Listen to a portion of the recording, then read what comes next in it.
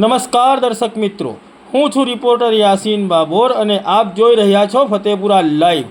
આજના મહત્વના સમાચારની વાત કરીએ તો દાહોદ જિલ્લા પુરવઠા અધિકારીનો ફતેપુરા તાલુકામાં સપાટો।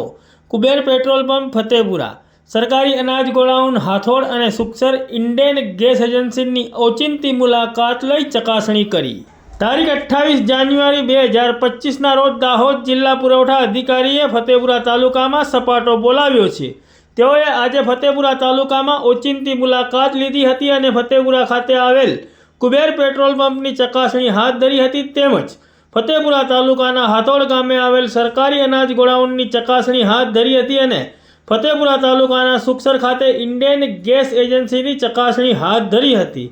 જો કે આ રૂટીન ચકાસણી પ્રક્રિયા છે કે અન્ય કોઈ ફરિયાદના આધારે દાહોદ જિલ્લા પુરવઠા અધિકારી દ્વારા તપાસ હાથ ધરવામાં આવી હતી તે હાલ જાણી શકાયું નથી।